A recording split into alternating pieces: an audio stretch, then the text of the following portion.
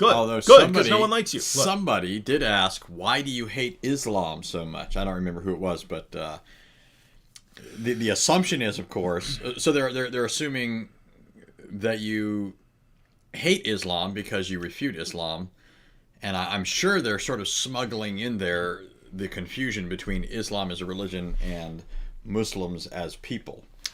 Yeah, Islam is just Sam.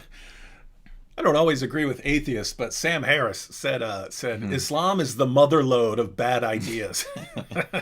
That's an awesome quotation from Sam Harris. But gosh, how much time do you have, right? If you're talking about it's like they don't watch your videos. It's not like you've been keeping it a secret. Yeah, right? I bet. I clearly don't like this, but I'm not telling you why.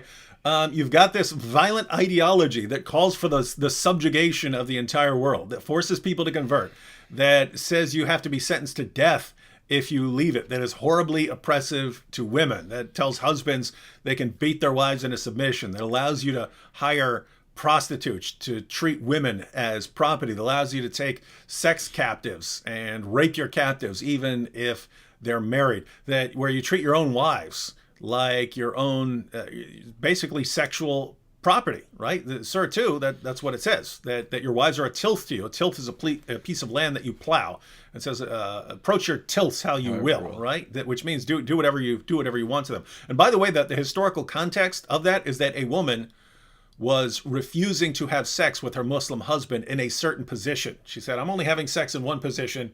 I don't want to do it in that other position that you want to have sex in. This is brought to Muhammad. And the response from Allah is, she's your tilth, plow her how you want. So she has to do what you want and do all the things that you want. She doesn't have any say-so in the matter.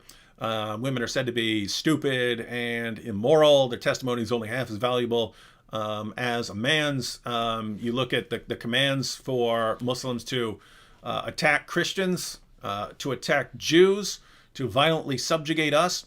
And the reason is because we do not believe in Islam.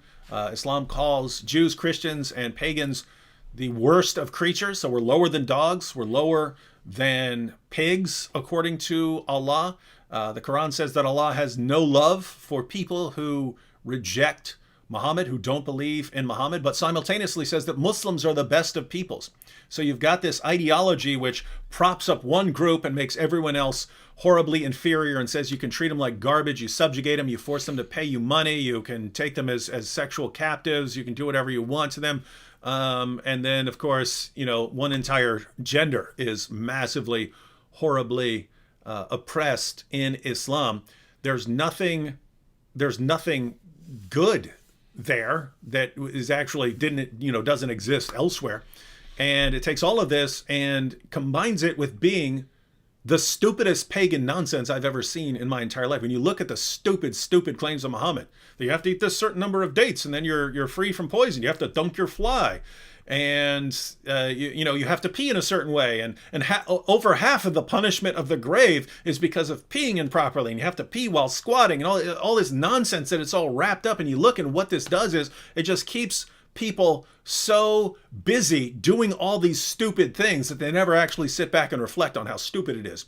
And it does all of this in the name of God, claims to believe in Jesus, but reduces Jesus to someone who propagates the same stupid, idiotic, pagan nonsense.